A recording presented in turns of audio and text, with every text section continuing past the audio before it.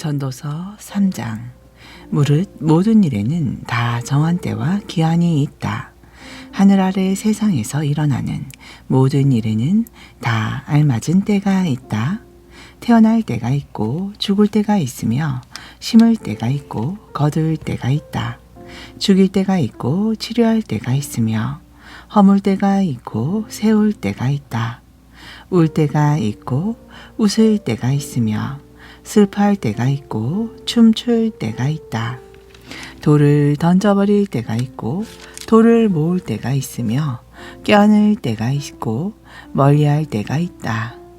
찾을 때가 있고 포기할 때가 있으며 간직할 때가 있고 내다버릴 때가 있다. 찢을 때가 있고 꿰맬 때가 있으며 침묵할 때가 있고 말할 때가 있다. 사랑할 때가 있고 미워할 때가 있으며 싸울 때가 있고 화해할 때가 있다. 사람이 애쓰고 수고한다고 해서 이런 일이 실제로 무엇을 더 보탤 수 있단 말인가? 이제야 깨닫고 보니 이 모든 일들은 하나님께서 인간들에게 지어주신 수고와 고통의 짐이었다. 하나님께서는 자신의 기쁘신 뜻에 따라 세상의 모든 일들이 제때에 다 일어나게 하셨고, 또한 사람의 심령 속에는 영원을 사모하는 마음도 심어 놓으셨다. 그러나 하나님께서는 자신이 하는 일의 처음과 끝을 사람들이 낱낱이 다 헤아려 알 수 있게 하지는 않으셨다. 그러니 사람으로서는 자신이 사는 날 동안 인생을 기쁘게 살면서 선을 행하는 것보다 더 좋은 일이 어디 있으랴? 그렇다. 사람이 먹고 마시며 자신이 수고하는 모든 일에 보람과 만족을 느끼면서 살아갈 수 있다면 그것이야말로 하나님께서 사람에게 주신 은총의 선물인 것이다. 내가 또 깨닫기로는 하나님께서 하시는 일은 그 무엇이든 한결같고 영원하다는 사실이다. 거기에 사람이 무엇 하나 보탤 수도 없고 뺄 수도 없으니 그런 까닭은 하나님께서 사람으로 하여금 오직 하나님만을 두려워하며 섬기도록 하시기 위함이었다. 보라, 지금 있는 일은 예전에 이미 있었던 일이고 앞으로 있을 일 또한 이미 과거에 있었던 일이다.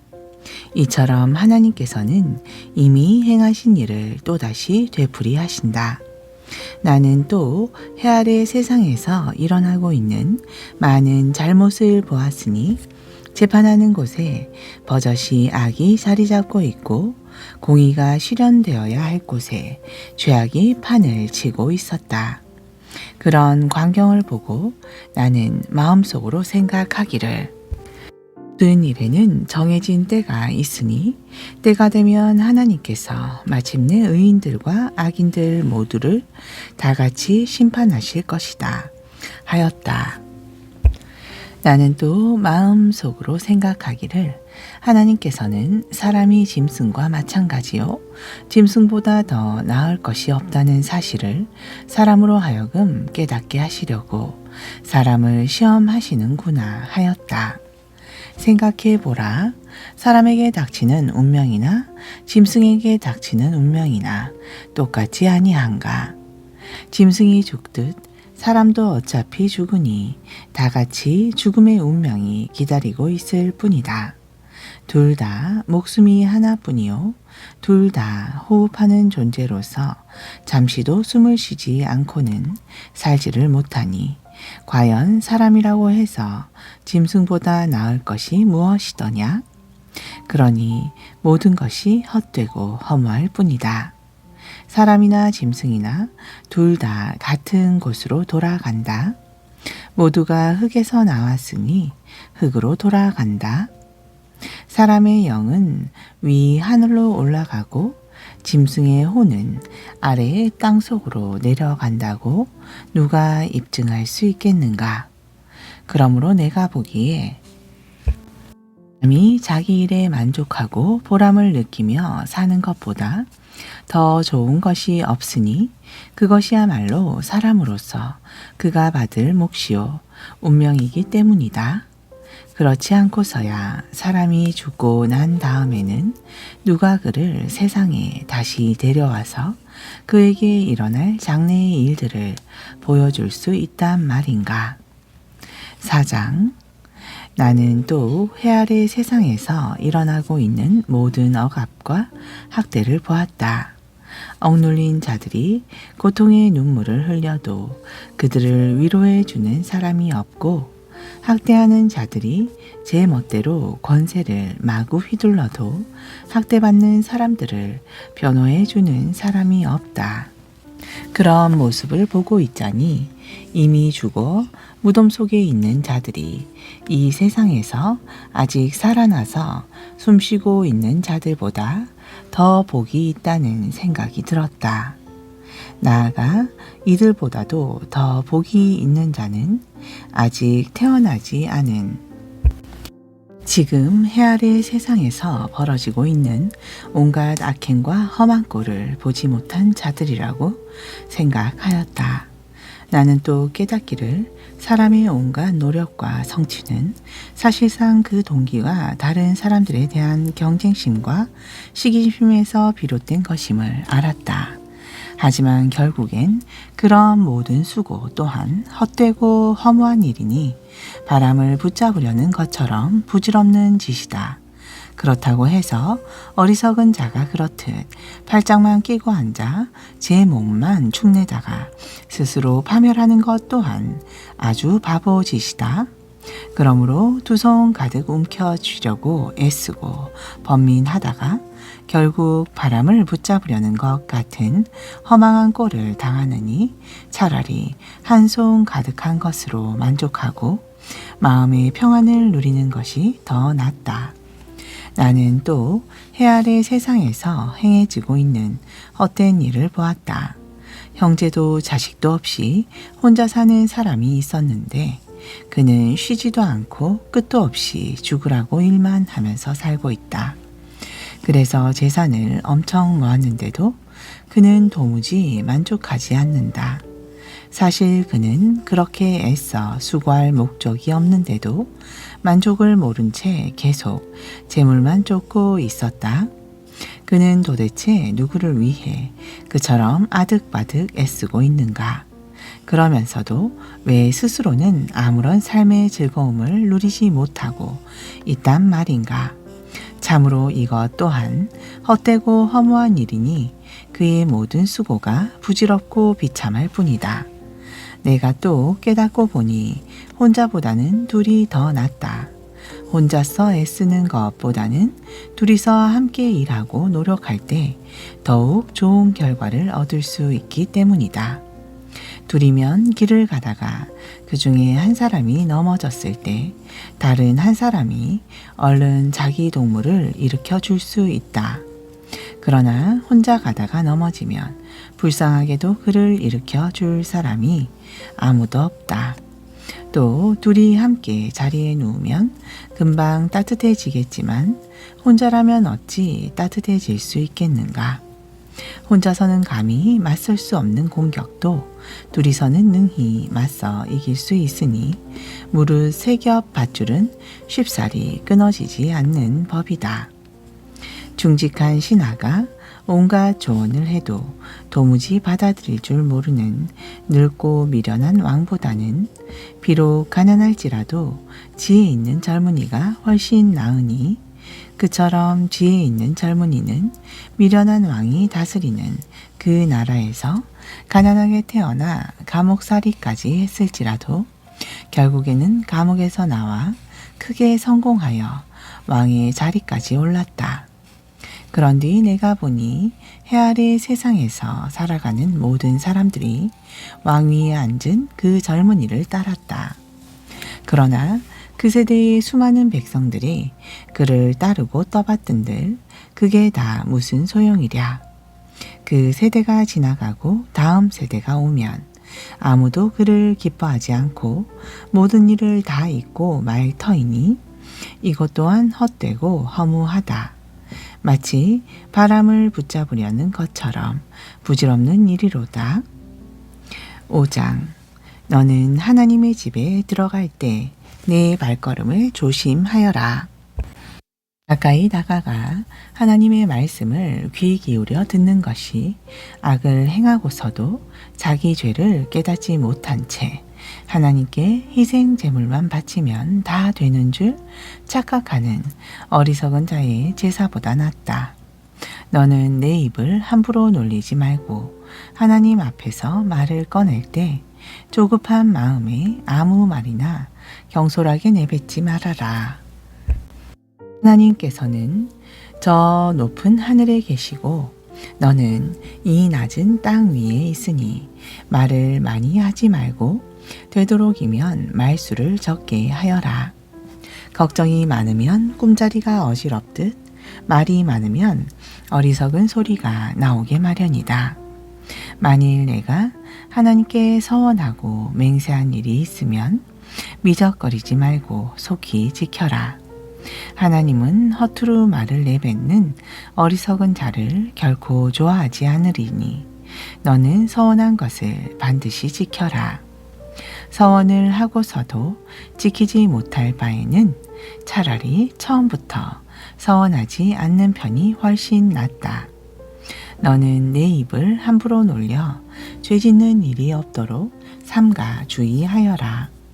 내가 어찌 제사장 앞에서 내가 실수로 서원했습니다 하고 말하려 하느냐. 너는 어찌 그런 말로 하나님의 진노를 돋우어 내가 그동안 이룩해 놓은 일들을 다 망치려 하느냐. 꿈이 많으면 헛된 것도 많고 말이 많아도 역시 그러하다. 그러므로 너는 오직 하나님을 두려워하고 섬기면서 살아가거라. 내가 어느 지방에 가든지 가난한 사람이 학대를 받고 법과 공의가 짓밟히는 것을 보더라도 그런 일에 놀라거나 당황하지 말아라. 나라에는 그런 일을 감시할 관리자들이 따로 있고 또 그런 관리들 위에는 그들보다 더 높은 관리들이 있어서 그들 역시 감시하고 있다. 그리고 모든 관리들의 맨 위에는 왕이 있다. 땅은 모든 백성들의 유익을 위해 있고 왕이라도 밭에서 나는 소산물로 먹고 살 수밖에 없는데 어찌 왕이 백성들의 농사를 망치게 하거나 그들의 소산물을 빼앗는 탐관 오리들을 가만 보고 있겠느냐. 돈을 좋아하는 사람은 아무리 돈이 많아도 만족할 줄 모르고 부를 사랑하는 사람은 아무리 재산이 나도 만족할 줄 모르니 이것 또한 헛되고 허무한 일이로다. 재산이 많아지면 그만큼 쓰는 사람도 많아지게 마련이니 재산의 임자는 그저 눈으로만 자기 재산을 즐길 수 있을 뿐 실제로 그 많은 재산이 무슨 소용이 있겠는가. 마기를 하는 노동자는 많이 먹든 적게 먹든 단잠을 이룰 수 있지만 재물이 많은 부자는 이런저런 걱정 때문에 을 제대로 이루지 못한다. 내가 해 아래 세상에서 한 가지 서글픈 일을 보았는데 그것은 재물이 그것의 임자에게 도리어 해악을 끼치는 일이었다. 어떤 사람은 어느 날 재난을 만나서 그동안 모은 많은 재산을 순식간에 다 잃고 자식이 있어도 그 자식에게 남겨줄 것이 한 푼도 없이 빈털터리 신세가 되고 말더라. 어차피 모든 사람은 태어날 때 벌거송이 빈손으로 나왔으니 아무리 수고해 본들 이 세상을 떠나갈 때는 다시 빈손으로 돌아갈 수밖에 없는 법. 일평생 수고해서 얻은 것들이라 할지라도 아무것도 가져가지 못한다. 이것 또한 참으로 서글픈 일이 아니던가. 이렇듯 사람은 빈손으로 왔다가 결국 빈손으로 떠나갈 수밖에 없는데 무슨 유익을 위해 무엇을 더 얻으려고 그토록 애쓴단 말인가. 아서라, 모든 것이 다 바람을 붙잡으려는 것처럼 허무하고 부질없는 일이다. 사람은 평생을 어둠 속에서 먹고 온갖 슬픔과 번민과 분노와 병마에 시달리며 살아갈 뿐이로다. 그래서 내가 깨닫게 된 것은 이러하니 곧 하나님께서 우리에게 허락해 주신 그 짧고 덧없는 인생이나마 해 아래에서 이 세상에서 애쓰고 수고하여 얻은 것들로 즐겁게 먹고 마시며 자기 일에 보람과 만족을 느끼는 것이 가장 좋은 일이며 또한 바로 그것이야말로 사람이 하나님께 받은 몫이라는 사실이다. 그러므로 만일 하나님께서 누군가에게 부와 재물을 주셔서 그것을 온전히 누리게 하시고 또 그 사람에게 제 몫을 챙겨주셔서 자기 자신이 수고하여 얻은 것들로 즐거워하게 하셨다면 그는 이 모두가 하나님께서 허락해 주신 은총의 선물임을 알아야 할 것이다. 이처럼 하나님께서는 사람의 마음에 나름대로 삶의 기쁨을 채워주실 것이므로 사람은 덧없고 짧은 자신의 인생살이를 슬퍼하거나 그리 심각하게 생각할 필요는 없다. 나는 또 해 아래 세상에서 한 가지 잘못된 문제점을 발견했는데 그것은 사람들 사이에서 흔히 일어나고 있는 일이다. 하나님께서 어떤 사람에게 부와 재산과 명예를 그가 원하는 대로 아무 부족함 없이 다 주셨으나 그로 하여금 그것들을 하나도 누릴 수 없게 하시고 엉뚱하게도 다른 사람이 그것들을 다 누리게 하시니 이것 또한 참으로 허망하고 서글픈 일이로다. 사람이 180명이나 되는 자녀를 자기 스라에 둘 만큼 오래 살았다고 해도 살아생전에 아무런 즐거움도 누리지 못하고 또한 죽어서 제대로 묻히지도 못한다면 차라리 태어날 때 죽어서 나온 아이가 그 사람보다 더 낫다. 생각해보라. 태어날 때 죽어서 나온 아이, 곧 사산아는 헛되이 세상에 왔다가 자기 이름조차 얻지 못한 채 어둠 속으로 곧장 사라짐으로 빛도 보지 못하고 자신의 존재조차 알지 못하지만 그래도 그 사람보다는 그 아이가 더 평안히 무덤 속에서 안식을 누리고 있지 않은가. 정녕 사람이 천년의 갑절을 산다고 해도 살아생전에 자기 재산으로 즐거움을 누리지 못하고 또 죽어서 평안함을 누리지 못한다면 그 오래 사는 것이 무슨 소용이 있으랴. 결국 모든 사람은 언젠가는 다 죽어 모두가 똑같이 무덤으로 내려가지 않는가. 사람이 애써 수고하는 것은 다 먹고 살자고 하는 일이지만 사람의 입은 결코 만족을 모르니 그 식욕을 채울 길이 없도다. 그러니 지혜로운 사람이라고 해서 어리석은 사람보다 더 나은 것이 무엇인가? 가난한 사람이 세상을 살아가는 법을 터득했다고 해도 아무것도 가진 것 없는 빈털터리 신세인 그에게 그게 무슨 소용이 있겠는가? 눈으로 직접 보듯 바라는 것은 적어도 지금 가지고 있는 것으로 즐거움을 누리며 사는 것이 눈을 감은 채 마음속에 온갖 욕망에 사로잡혀 이리저리 방황하는 것보다 낫다. 그럴지라도 이것 또한 다 헛되고 허무하니 바람을 붙잡으려는 것과 같다. 지금 있는 것은 무엇이든지 오래전에 이미 그 운명이 결정된 것이고 사람 역시 장차 어떻게 될 것인지 이미 알려진 일이다. 그러므로 사람이 자기보다 강하신 분과 다투어 보았자 아무런 소용이 없다. 말이 많을수록 공허함도 더욱 커지니 많은 말로 떠들어대는 것이 사람에게 무슨 유익이 있으랴. 그림자처럼 덧없이 지나가는 짧은 인생에서 사람에게 진정 좋은 것이 무엇인지를 과연 누가 알 수 있으랴. 또한 사람이 죽은 다음에 그 해 아래의 세상에서 일어날 일들을 과연 누가 그에게 말해 줄 수 있으랴. 아멘. 신약전서 로마서 5장 17절. 한 사람 아담이 죄를 범함으로써 그 한 사람으로 인해 죽음이 왕 노릇하게 되었다면 하나님의 크신 은혜와 의롭다 하심의 선물을 풍성하게 받는 모든 사람들은 한 분 예수 그리스도로 말미암아 참 생명 안에서 영원토록 왕 노릇하게 될 것이라는 사실이 더욱더 확실합니다. 결국 한 사람이 죄를 범한 결과로 모든 사람들의 정죄를 받았듯이 이제는 한 사람의 의로운 행위로 말미암아 모든 사람들이 하나님께 의롭다는 인정을 받아서 참 생명을 얻게 되었습니다.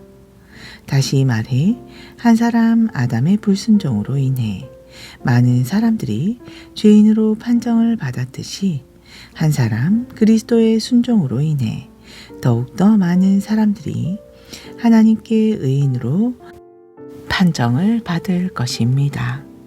사실 율법이 더해짐으로써 죄가 더욱 증가되었습니다. 하지만 죄가 많아진 그만큼 은혜 또한 더욱 넘치게 되었습니다. 그래서 죄가 죽음을 통하여 사람들에게 왕노릇한 것과 같이 은혜 역시 의를 통하여 사람들에게 왕노릇하여 우리 주 예수 그리스도로 말미암아 하나님의 은혜로 주어지는 영원한 생명에 이르게 하려는 것입니다. 6장. 그러면 이제 우리가 어떻게 말해야 하겠습니까? 하나님의 은혜가 더욱 커질 수 있도록 죄를 계속해서 지어야 하는 것입니까?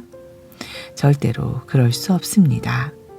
죄에 대해서는 이미 죽은 상태인데 우리가 어떻게 죄 가운데서 그대로 살 수 있단 말입니까? 우리 모두는 세례를 받아 그리스도 예수와 연합하여 하나가 되었으므로 예수의 죽음과 또 연합하여 역시 하나가 되었습니다. 여러분은 이것을 알지 못합니까? 그러므로 우리는 세례를 받음으로써 그리스도와 연합하여 그분과 함께 묻힌 것입니다. 이것은 그리스도께서 하나님 아버지의 영광에 힘입어 죽은 자들 가운데서 살아나신 것처럼 우리 또한 죽음을 이기고 새 생명 가운데서 살게 하려는 것입니다. 우리가 그리스도와 연합하여 그분과 하나가 됨으로써 그리스도께서 죽으실 때 우리도 함께 죽은 사람이 되었다면 부활에 있어서도 우리는 또한 부활하신 그분과 하나가 될 것임이 분명합니다. 우리의 옛 자아가 그리스도와 함께 십자가에 못 박혀 죽은 것은 죄의 얽매인 몸을 또한 죽여서 더 이상은 죄의 노예가 되지 않게 하려는 것임을 우리는 압니다. 그런 까닭은 죽은 사람은 이미 죄의 세력으로부터 해방된 것이기 때문입니다. 우리가 그리스도와 함께 죽었다면 우리는 또한 그분과 함께 다시 살아날 것임을 분명히 믿습니다. 우리가 알기로 그리스도께서 죽음에서 살아나셨으므로 다시는 죽지 않으실 뿐만 아니라 죽음이 더 이상 그분을 지배하지 못합니다. 그리스도께서 죽으신 것은 죄에 대하여 단번에 죽으신 것이고 그리스도께서 사시는 것은 하나님을 위해 영원히 사시는 것입니다. 여러분도 이와 같이 죄에 대해서는 죽은 자로 여기시고 하나님께 대해서는 그리스도 예수 안에서 산 자로 여기십시오. 그러므로 여러분은 삶과 죄가 여러분의 죽을 육신을 지배하지 못하게 해서 여러분이 육신의 정욕에 굴복하는 일이 없도록 하십시오. 여러분은 육신의 한 부분이라도 죄에 내맡겨 죄의 도구가 되게 해서는 안 됩니다. 도리어 죽은 자들 가운데서 살아난 사람들답게 여러분 자신을 하나님께 바쳐야 합니다. 그래서 하나님께서 여러분의 몸의 모든 부분을 의의 도구로 사용할 수 있도록 하십시오. 죄가 다시는 여러분의 주인이 될 수 없습니다. 이제 여러분은 율법 아래에 있는 것이 아니라 은혜 아래에 있기 때문입니다. 그러면 어떻게 해야 하겠습니까? 우리가 율법 아래에 있지 않고 은혜 아래에 있기 때문에 죄를 지어도 상관없다는 말입니까? 절대로 그렇지 않습니다. 여러분이 자기를 누군가에게 맡김으로써 그의 종이 되어 그를 섬기면 여러분은 여러분이 섬기는 그 사람의 종이 되는 줄을 알지 못합니까? 여러분은 죄에 자신을 맡김으로써 죄의 종이 되어 죽음에 이르거나 아니면 하나님께 순종하는데 자신을 맡김으로써 의에 이르게 됩니다.